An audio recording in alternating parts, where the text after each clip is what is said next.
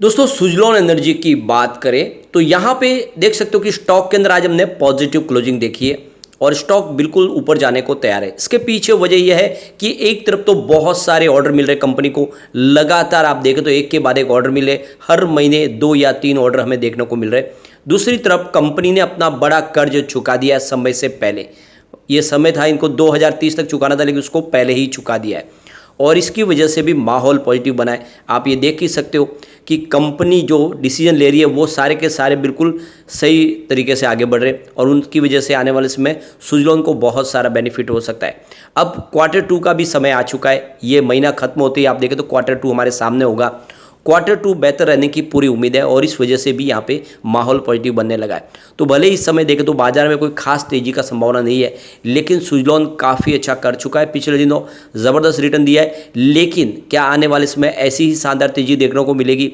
क्या वाकई में सुजलॉन एनर्जी आने वाले समय में 4 डिजिट में जा सकता है, यानी ये 1000 का टारगेट दिखा सकता है? तो यहाँ पे इन सारी बातों को समझने की कोशिश करेंगे इस वीडियो के माध्यम से और कुछ बड़ी अपडेट है जिसको समझेंगे इस वीडियो के माध्यम से।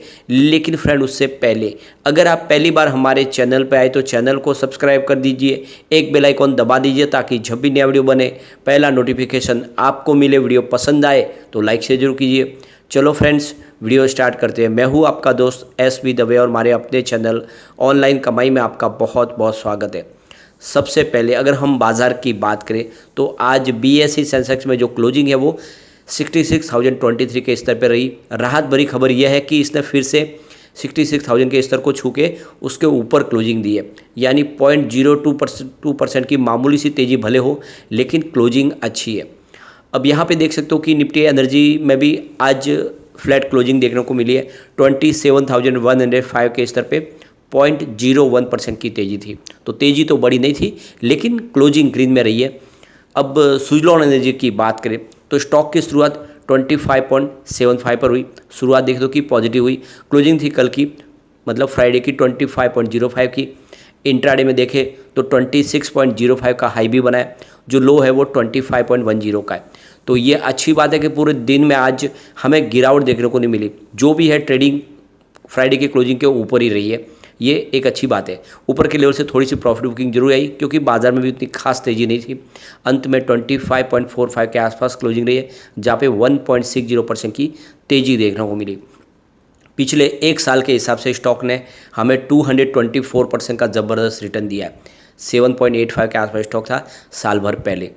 यहाँ पे अगर हम बात करें 6 मंथ की तो ये रिटर्न और भी बेहतर है, करीब 253% का बम्पर रिटर्न, यानी 250% का ज़बरदस्त रिटर्न। स्टॉक 7 रुपीज़ के आसपास था, इस समय 25 के आसपास है। बहुत ही बेहतर रिटर्न, यानी पैसे आपके डबल से ज़्यादा हुए सिर्फ 6 महीनों में। यहाँ पे 1 मंथ की भी बात करें स्टॉक ने 8% की तेज़ी बताई है, यानी गिरावट सब थमती हुई दिखाई देगी। अब 5 डेज़ की भी बात करें स्टॉक की जो क्लोजिंग है वो 2.41% ऊपर है। तो ये आप क्लियरली समझ सकते हो कि इसमें गिरावट सारी थम चुकी है, स्टॉक मजबूत दिख रहा है और वॉल्यूम भी ठीक है। पिछले एक महीने पहले इसका 21 करोड़ का वॉल्यूम था, 10 करोड़ की डिलीवरी उठाई गई थी। 1 वीक पहले 17 करोड़ का वॉल्यूम था, 8 करोड़ की डिलीवरी उठाई गई थी और फ्राइडे को 11 करोड़ का वॉल्यूम था, 5 करोड़ की डिलीवरी उठाई गई थी। आज 9 करोड़ का वॉल्यूम है, कुछ वॉल्यूम थोड़ा सा कम जरूर है। इसकी परफॉर्मेंस अगर आप देखें तो 15 सितंबर को स्टॉक 24.20 के आसपास था, 4% की शानदार तेज़ी बनी थी। 18 सितंबर की बात करें स्टॉक की क्लोजिंग 24.75 के आसपास, जहाँ पे 2.3% की तेज़ी बनी और 20 सितंबर की बात करें तो क्लोजिंग 25.85 के आसपास ही 4.4% की ज़बरदस्त तेज़ी के साथ, यानी 3 ट्रेडिंग सेशन में जो तेज़ी थी वो 10 से 12% बनी।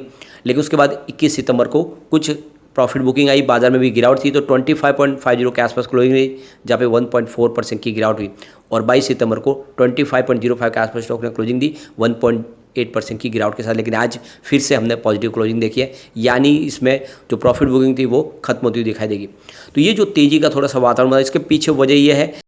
तो यहाँ पे आप देख सकते हो कि सुजलॉन के लिए जो सबसे बड़ी गुड न्यूज है कि सुजलॉन ने अपना एक बड़ा टेंशन कम कर लिया है।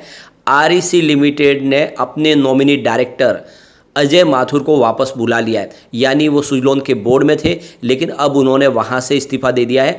और इसके पीछे वजह यह है कि REC लिमिटेड ने जो टर्म लोन दिया था सुजलॉन को, उसको समय से पहले ही सुजलॉन ने चुका दिया है। तो 21 सितंबर 2023 से अब अजय माथुर नॉमिनी डायरेक्टर के तौर पे सुजलॉन के बोर्ड में नहीं रहेंगे और आप देख सकते हो इससे पहले देखें तो सुजलॉन एनर्जी ने 27 फरवरी 2022 को टर्म लोन पाया था करीब 4053 करोड़ रुपीज़ का, जिसमें देखें तो REC लिमिटेड जो rural electrification corporation limited India सरकारी कंपनी है, और Indian renewable energy development agency limited यानी IREDA, इन दो कंपनियों से सरकार ने इनको एक बड़ी मदद दी थी। जो अलग अलग बैंकों का कर्ज था, करीब 16 बैंकों का कर्ज SBI समेत, उन सब का जो कर्ज था दो पावर फाइनेंस कंपनी ने चुकाया था। तो ये जो टर्म लोन लिया गया था, इस टर्म लोन को 2030 तक सुजलॉन को चुकाना था, लेकिन सुजलॉन ने समय से पहले ही उस टर्म लोन को चुका दिया है, क्योंकि सुजलॉन ने आप देखें तो पिछले दिनों QIP लाया था और उसकी वजह से जो इनको पैसा मिला उसका इस्तेमाल किया और इन्होंने जो टर्म लोन था उसमें चुका दिया है, और बाकी की तो इक्विटी ली हुई है। तो आप समझ सकते हो उसमें इक्विटी के तहत ये कंपनियां भी हिस्सेदार बनी है।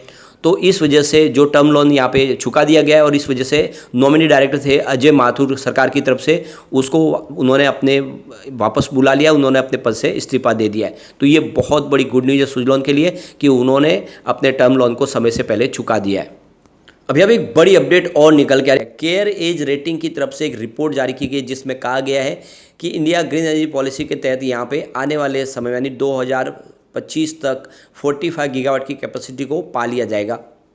तो यहाँ पे देखो कि केयर रेटिंग की तरफ से जो कहा गया है कि 31 मार्च 2023 तक जो रिन्यूएबल एनर्जी का जो पोर्टफोलियो 125 गीगावाट तक पहुँच चुका है। अब जिसमें देखें तो 67 गीगावाट की कैपेसिटी सोलर एनर्जी के माध्यम से पाई गई है और 43 गीगावाट की कैपेसिटी है वो विंड एनर्जी के माध्यम से यहाँ पे पाई है। तो यहाँ पे देखो कि सरकार की तरफ से जो अपना टारगेट सेट किया गया है कि 500 गीगावाट की कैपेसिटी को पाना है 2030 तक। अब आप देख सकते हो कि इसमें 280 गीगावाट का सोलर एनर्जी का योगदान होगा और 140 गीगावाट विंड एनर्जी के माध्यम से इंस्टॉल कैपेसिटी को पाना है। उसके लिए सरकार ने अपना जो है गोल सेट किया, उस हिसाब से 50 गीगावाट के हर साल बिड लाए जाएंगे और उस हिसाब से इस टारगेट को आने वाले 5 साल में पूरा करने की कोशिश की जाएगी। अब यहाँ पे देख सकते हो कि सुजलॉन एनर्जी जिसका काम है विंड एनर्जी का, वो बिजली का निर्माण करेंगे। दूसरी भी और कंपनियां जो बिजली का निर्माण तो करेंगे, चाहे सोलर हो या विंड एनर्जी हो, लेकिन उसको स्टोर करना जरूरी है। इसलिए बैटरी स्टोरेज के ऊपर भी सरकार काम कर रही है। जितनी ज़्यादा बैटरी स्टोरेज कैपेसिटी बढ़ेगी उतनी ही इस बैटरी को माध्यम से इस सारी की सारी ऊर्जा को स्टोर किया जा सकता है, क्योंकि उसको इस्तेमाल करने के लिए स्टोर करना जरूरी है, वरना वो कुछ काम आने वाली नहीं है। साथ में सरकार ने ग्रीन ओपन एक्सेस रूल्स भी लागू कर दिया है, जिसके तहत सबको छूट दे दी गई है कि आप अपनी जो इलेक्ट्रिसिटी है वो कहीं पर भी बेच सकते हैं। यानी अगर विंड फार्म राजस्थान में तो वो कर्नाटका में या फिर महाराष्ट्र में अपनी बिजली किसी को भी बेच सकते हैं। इसके अलावा जो कंज्यूमर है उनके लिए भी अब छूट की गई है कि वो डिमांड कर सकते हैं ग्रीन एनर्जी की, उसके लिए उनको ग्रीन एनर्जी सर्टिफिकेट भी मिलेगा। इससे आने वाले समय कंज्यूमर को भी फ़ायदा होगा और ज़्यादा से ज़्यादा ग्रीन एनर्जी का इस्तेमाल शुरू हो जाएगा। तो केयर एज रेटिंग एजेंसी का कहना है कि ये सारी जो सरकार की जो पॉलिसी है उसका असर पॉजिटिव होगा और जल्द ही एक बड़ा यहाँ पे टारगेट सेट होता है वो दिखाई देगा और सरकार का टारगेट समय से पहले भी अचीव हो सकता है। अब यहाँ पे सुजलॉन एनर्जी की बात करें, इसका बिजनेस भी काफ़ी तेज़ी से बढ़ रहा है। आप ये देख ही सकते हो कि 2020 में जहाँ पे इनका रेवेन्यू 2970 रुपीज़ के आसपास था, वो 2023 तक बढ़ के 5970 करोड़ तक पहुँच गया। ज़बरदस्त वृद्धि हुई है रेवेन्यू में। अब प्रॉफिट की बात करें, 2020 में 2691 करोड़ का ज़बरदस्त लॉस था, 2023 में 2887 करोड़ रुपीज़ का भारी प्रॉफिट हुआ है। तो लगातार लॉस से अब सुजलॉन प्रॉफिट में आ चुकी है। EPS में वृद्धि हुई है। 2020 में जहाँ पे -4.97 रुपीज़ था, आज 2.64 रुपीज़ पॉजिटिव हो चुका है। तो ये आप सारे जो सिग्नल है वो बहुत ज़्यादा पॉजिटिव है, उत्साहवर्धक है। ऐसे में अगर आप लॉन्ग टर्म इन्वेस्टर है तो सुजलॉन में निवेश कीजिए, क्योंकि अब कंपनी कर्ज मुक्त हो चुकी है। ये स्टॉक आने वाले समय डेफिनेटली आपको मालामाल कर सकता है। दोस्तों, अगर आपको पेनी स्टॉक में इन्वेस्टमेंट करने से डर लगता है तो आपके लिए हमने एक नया चैनल शुरू कर दिया है, ऑनलाइन मार्केट, जिसमें हम सिर्फ लार्ज कैप और मिड कैप के अच्छे स्टॉक को डिस्कस करते हैं, ऐसे स्टॉक जो आगे जाके आपको मल्टी बैग रिटर्न दे सके। तो अभी जाके आप चैनल सब्सक्राइब कर दीजिए, डिस्क्रिप्शन में उसकी लिंक है, साथ में कम्युनिटी पोस्ट में भी उसका वीडियो मिल जाएगा। शानदार ऐसे स्टॉक देखने को मिलेंगे जो वाकई में एक मल्टी बैग रिटर्न देने की ताकत रखते हैं। लेकिन फ्रेंड, कोई भी इन्वेस्टमेंट करने से पहले अपने फाइनेंशियल एडवाइजर से वीडियो ले ले या अपना खुद का रिसर्च करें, क्योंकि मैंने वीडियो आपके एजुकेशनल पर्पज के लिए ही बनाया। वीडियो पसंद आए तो लाइक से जो कीजिए और चैनल को सब्सक्राइब कर दीजिए। Thank you friend.